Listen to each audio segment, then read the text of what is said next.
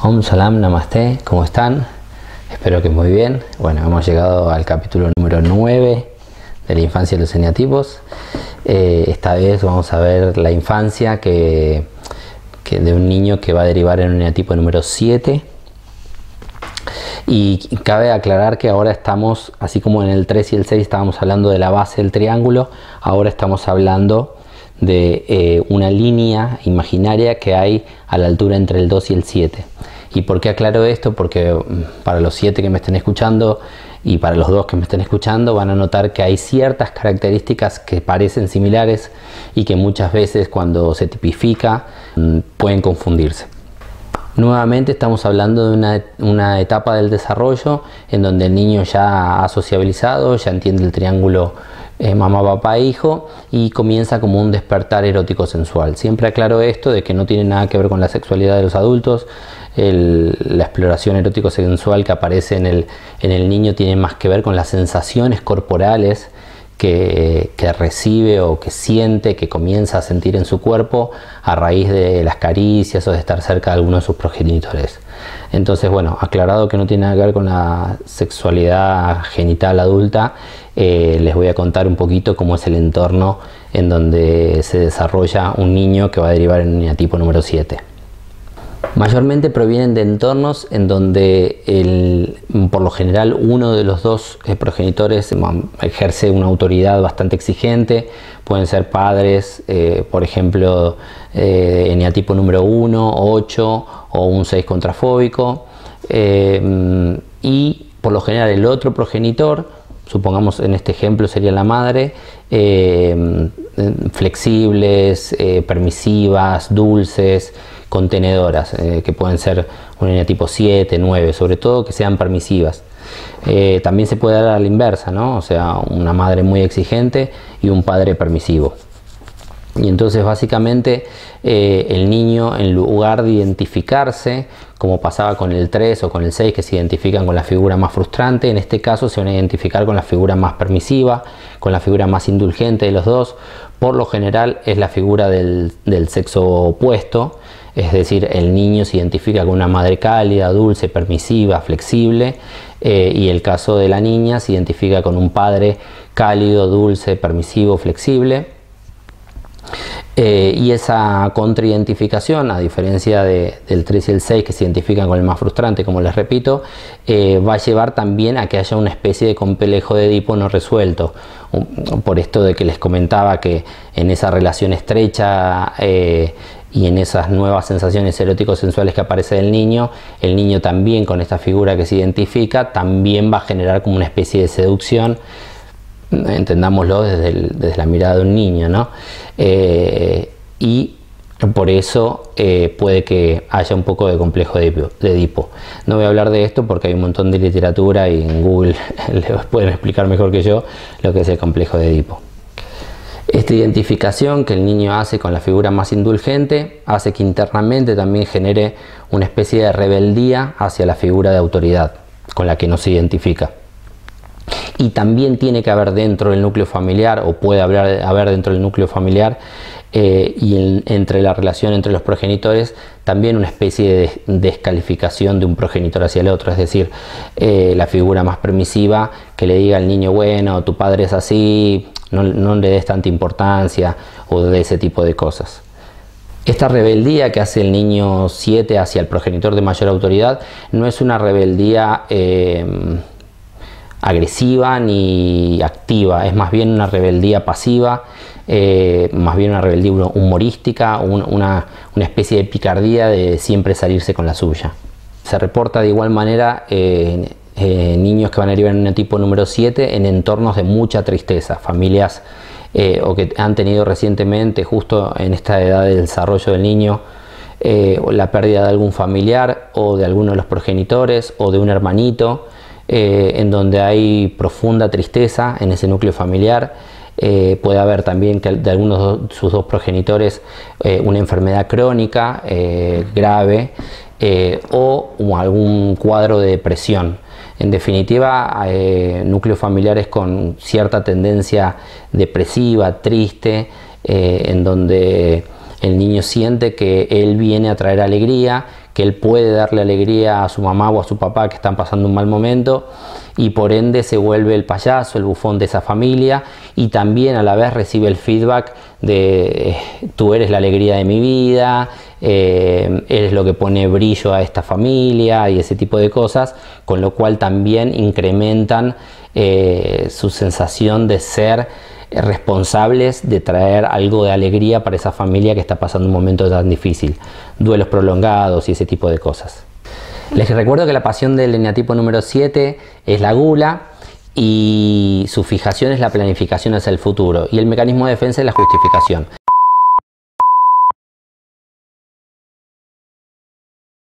Y se los cuento porque justamente dentro de estos dos escenarios que les comenté recién, lo que va a pasar, lo que va a surgir dentro del niño es como evitación de ese dolor, como evitación del sufrimiento, como evitación de las emociones negativas que él puede sentir, surge la pasión de la gula como una necesidad de búsqueda de estímulos positivos en forma de fantasías, diversión, placer. Por esto es como a raíz de todo esto empieza a desconectarse de la realidad presente, pensando, imaginando y fantaseando en una realidad diferente, más positiva, mucho mejor, un futuro más prometedor, alegre, utópico. Transforman la cruda realidad que les toca vivir por una más idealizada y se convencen de que el mundo es un lugar bueno para vivir, lleno de cosas maravillosas para probar. Esto se le llama escenarios anastróficos, y si se dan cuenta es justamente lo contrario que hace su vecino, el eneatipo número 6, que genera en su cabeza anticipaciones de escenarios catastróficos. Bueno, no. En este caso el eneatipo 7 o el niño que desarrolló el eneatipo 7 es al revés, como sobrecompensación a todo ese dolor, va a generar en su cabeza una idealización de la realidad y escenarios anastróficos, escenarios con un futuro mucho mejor y escenarios mucho más color de rosa, digamos. De esta forma no arraigan valores éticos, morales, rígidos ni estructurados, sino más bien una suerte de valores personales más adaptados a esta búsqueda hedonista del placer y de la satisfacción, y desarrollan una autoindulgencia en donde se liberan de sensaciones negativas como la culpa o como el remordimiento, y permitiéndose así, en esta búsqueda de la alegría y de lo positivo de la vida, pensar que todo vale o casi todo vale con tal de sentirse bien. A raíz del feedback positivo que reciben del entorno por esto de ser alegres, festivos y de buen humor, van a desarrollar en ellos mismos como un sentido de valor personal, ¿no? Como de sentirse importantes, superiores. Esto de el niño que piensa, bueno, yo soy el rey de la casa, porque soy el alegre, porque soy el que le pone onda. Y en eso se genera internamente un narcisismo no arrogante, no son niños arrogantes, por lo general ni pedantes, sino más bien que ellos se sienten que están completamente dotados, inteligentes, que todo lo pueden, y en este caso hay como una especie de abundancia. Y fíjense en esto de que está en la línea con el 2, en el caso del 2 es como una especie de abundancia de amor rebasante, y en este caso es una especie de abundancia interna por sobrecompensación de lo que dijimos antes, de capacidad, de inteligencia, de dotes, de carisma. Desarrollan un carácter encantador, inteligente, muy carismático, extrovertido, y por ende, a raíz de eso, sumado a su inteligencia, que suelen ser inteligentes, van a tener un don especial para la persuasión y para la manipulación a través de la palabra. ¿Se acuerdan que les hablé de que el 2 manipulaba a través de la relación afectiva? Bueno, en el caso del 7 es más una manipulación a través de la persuasión, a través de la palabra, o lo que llamamos charlatanería o sugestión. Muchos casos de infancia de niños con derivar en eneatipos número 7 se han reportado periodos de lactancia muy prolongados, o sea, la madre que le da el pecho al niño durante mucho tiempo. Entonces, claro, eso genera una sensación de infancia en el niño, feliz, alegre, dulce, como la leche materna, y también el pecho como refugio ante cualquier sensación desagradable. Son esos niños que inclusive ya tienen algunos añitos e igual ante cualquier frustración o sensación desagradable toman el pecho de la madre. En el eje amor-miedo, bueno, justamente está esto, que ellos identifican el continuo de amor y lo confunden o lo asocian con el placer. Por ende, ellos entienden que para continuar o recibir ese continuo de amor se deben mantener alegres y disfrutando, con el miedo a ser absorbidos por su cruda realidad y contactar con todas esas emociones que ellos sienten negativas. De esta forma se mantienen proyectando de ellos mismos la imagen de un niño contento, alegre, positivo, bloqueando y reprimiendo sentimientos de tristeza, dolor o frustración. ¿Cuál es el resultado de todo esto? Bueno, niños que he llamado pequeños chispeantes y encantadores. Son niños que realmente tienen una personalidad hechizante, alegres, divertidos, bromistas, afables, sociables, entusiastas, parlanchines, hablan bastante. Estos niños síndrome Peter Pan. A la vez son inteligentes, curiosos, muy racionales, idealistas, ingeniosos, sabelotodos, fantasiosos, soñadores, creativos, planificadores, muchas veces dispersos y cambiantes. El don que tienen de la charlatanería los vuelve bastante pícaros, astutos. El narcisismo los hace seguros de sí mismos, que es un narcisismo que les hace pensar que ellos todo lo pueden. Ellos creen que todo lo puede o casi todo lo pueden, y en eso piensan que son un poco más listos que el resto de los niños, pero sin arrogancia. De hecho, aparentan cierta humildad. Son niños extrovertidos, buscan ser populares y resaltar, ser admirados por otros. Son agradables, simpáticos, seductores, manipuladores, pero desde la palabra y la camaradería. Persuasivos, oportunistas, sugestionables, a veces un poco fraudulentos, un poquito tramposos, muy estrategas, permisivos consigo mismos, indulgentes y autoindulgentes, o sea, sienten poca culpa y remordimiento, parecen no haber incorporado debeísmos o límites muy rígidos, están en esto de vive y deja vivir. A diferencia del 6, que era jerárquico y que entendía la escala de autoridad, el 7 es igualitario y va a tener un trato diplomático, amistoso con la autoridad, pero por dentro rebelde, y van a sentir que ellos pueden hacer lo que quieren. Gustan de lo distinto, lo extraordinario, de saborear la adrenalina que trae transgredir los límites, de ir más allá de lo permitido para ver qué hay, en esto de que son curiosos y aventureros. No suelen mostrar miedo, tienden a subestimar el peligro, tampoco suelen mostrar tristeza, que la terminan escondiendo o tapando con alguna actividad o pensamiento más gratificante.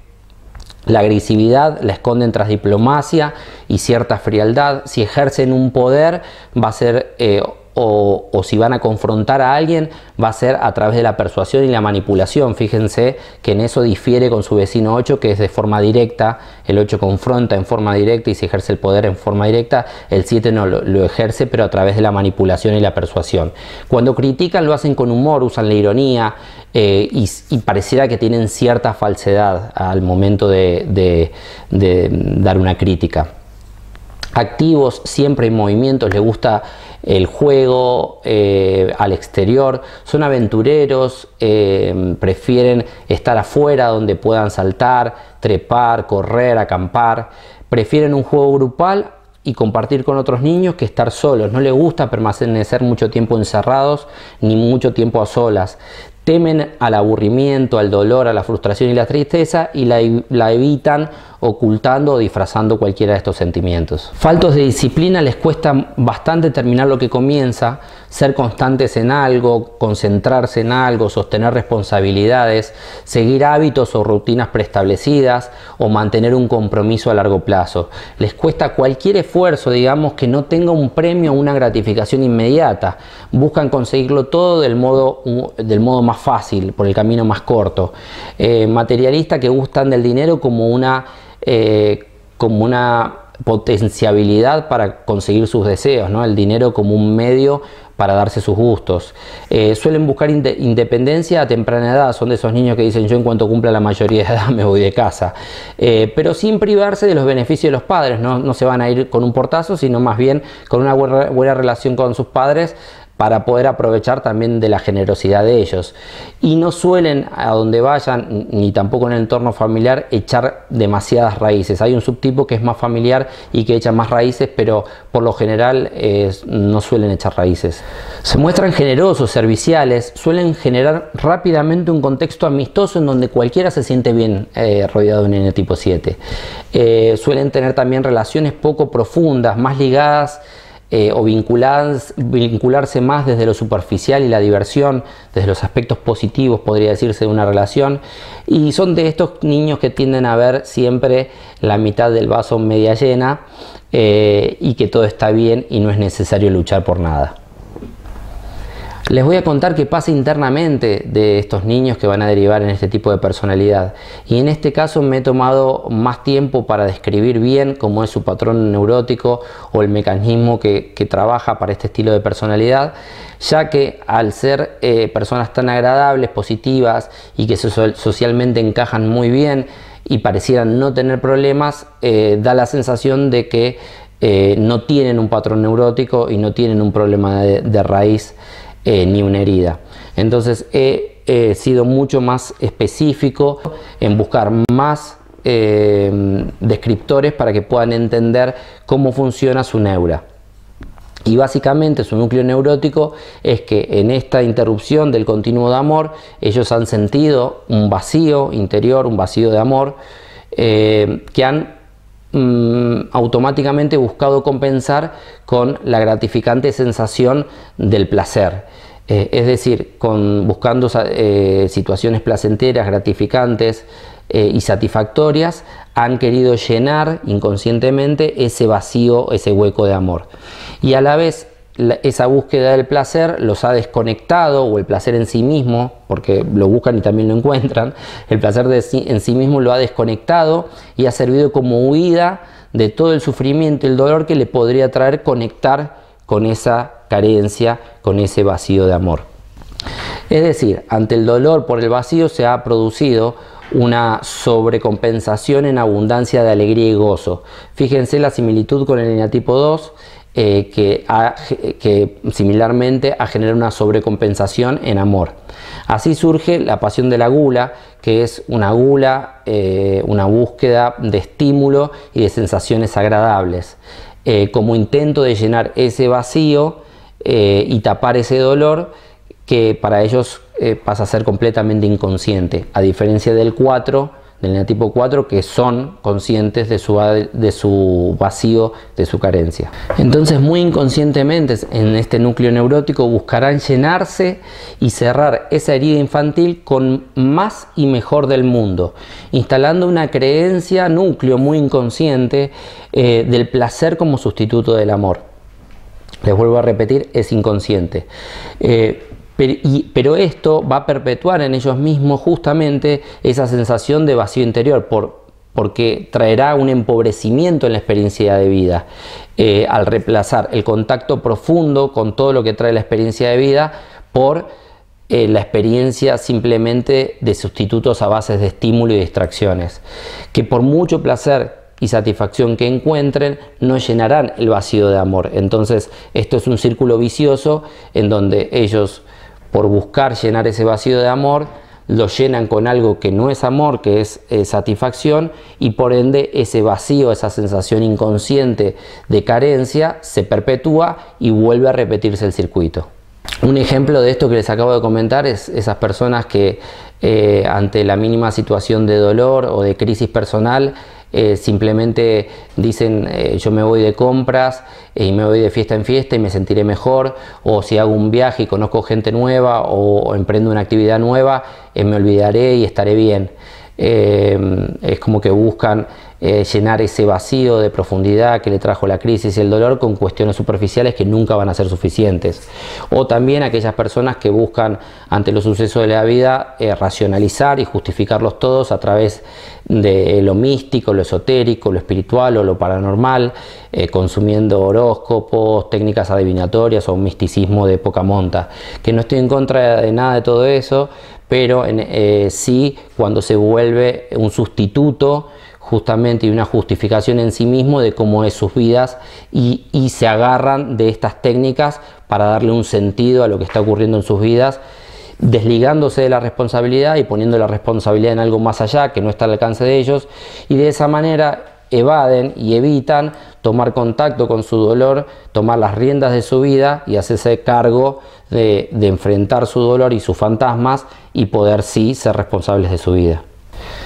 Como entenderán, de todo esto surge una manía por el goce que se va a manifestar en una visión hedonista de la vida, de saborear todo lo positivo de la vida, una especie de positivismo testarudo, de solo ver la parte positiva, una desconexión en el contacto profundo con lo carente, con lo doloroso, y un pensamiento siempre orientado hacia un futuro que será más y mejor. Dicho en otras palabras, una compulsión a buscar el placer y la felicidad a expensas de bloquear y reprimir el dolor, la tristeza, el sufrimiento y esas sensaciones negativas para este tipo de personalidad. De esta manera van empobreciendo y fraccionando, cortando su realidad, su experiencia de vida, quedándose solo con lo positivo y dejando de lado lo negativo, lo cual trae un empobrecimiento y una falta de profundidad en su experiencia de vida. Y así terminan obteniendo menor aprendizaje de la vida, de cada problema, de cada crisis, porque simplemente dejan de lado lo negativo y lo tapan con algo que les traiga satisfacción, y esto los lleva a repetir muchas veces este círculo y a que las pruebas, digamos, de la vida o que los sucesos de la vida muchas veces se les repitan. Para sostener esta manera de estar en la vida, despreocupada, hedonista y buscando siempre la satisfacción, van a desarrollar internamente el mecanismo de defensa de la racionalización. Este mecanismo de defensa, a diferencia de los otros mecanismos, no inhibe sus impulsos, sino todo lo contrario, le da lugar a sus impulsos y a sus deseos, desviando la conciencia o la atención de los verdaderos motivos, es decir, quita la conciencia de cuáles son sus verdaderos motivos e intenciones detrás de estas conductas y la lleva a motivos y argumentos más aceptables, más lógicos y que dejan conforme a su juez interno o a su super yo. Es decir, terminan racionalizando el modo en que se comportan y apoyándose y justificándose en que tienen buenas razones para hacerlo. Generan así un contexto interior, un contexto intrapsíquico de autoindulgencia y permisividad para con ellos mismos, para sus impulsos, para sus deseos, porque gracias al mecanismo de la racionalización ahora todos están justificados dentro de buenas razones que para ellos tienen lógica. Se vuelven así explicadores de sus conductas, de su vida, justificándose. Y a la vez apartan de la conciencia, gracias a este mecanismo, cualquier sentimiento de culpa, de frustración, de dolor o de incomodidad que le pueda traer como resultado de sus acciones. Así es como se excusan, autojustifican, argumentan, engañan a los demás y se autoengañan, tergiversan la realidad y se creen como verdaderas muchas de las historias que cuentan y que se cuentan a ellos mismos, gracias al mecanismo de la racionalización. Podemos entender así el problema que a la larga conlleva todo esto. Si sumamos la evasión y la desconexión de sus emociones negativas y el mecanismo de racionalización por la cual desvía la culpa y la responsabilidad de todas estas, la experiencia de vida se va a terminar parcializando solo en lo positivo, se van a quedar con solo la parte del cuadro positivo y van a descartar todo lo negativo de sus vidas o lo van a reprimir. De esta forma surge un empobrecimiento de la experiencia de vida, ya que hay una parte de la información que está en estas emociones negativas que no se toma en cuenta y entonces los problemas, las heridas no se afrontan en profundidad, no se aprende de esta manera, porque cada crisis trae un aprendizaje. De esta manera, al taparla con algo gratificante, no se aprende, ni se cambia, ni se resuelve los problemas de raíz, y esto hace que se acumulen y se repitan en ellos, con lo cual traerá más ansiedad y más compulsión por buscar el disfrute como una válvula de escape de todos esos problemas que van acumulando dentro. Y a la vez todo esto se repetirá, porque en definitiva, como sabemos bien, lo que evitas a la larga te condiciona. A raíz de todo esto que hemos estado hablando, les costará bastante empatizar con el sufrimiento y el dolor de los demás, justamente porque lo tienen bloqueado también para ellos. En algunos casos, la confusión y la sustitución en la búsqueda del amor por búsqueda de placer va a terminar siendo un obstáculo para ellos para desarrollar una verdadera vida amorosa en sus relaciones. La creencia de que el aquí es insuficiente y el futuro, lo nuevo, es mejor y más prometedor, los va a alejar de vivir la realidad del presente y de sacarle todo el jugo al presente, a saborearlo. Algunos serán fraudulentos en la manera de obtener lo que quieren, ya sea que les corresponda o no. Pueden llegar a ser estafadores también, no solo económicos, sino también emocionales en su versión más insana, por supuesto, ¿no? Y a la vez, a más insanos o mientras más cargados de problemas esté su realidad, más frenética se volverá su búsqueda compulsiva de distracción y satisfacción.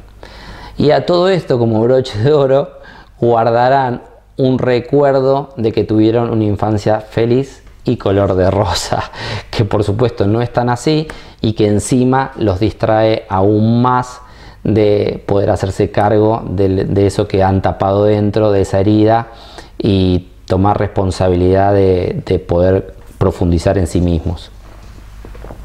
Hasta aquí les he comentado el escenario más estándar, siempre respeto el principio de individualidad, pueden haber otras historias, otras formas, pero bueno, esto es lo más estándar que se suele ver en niños que derivarán en el tipo número 7.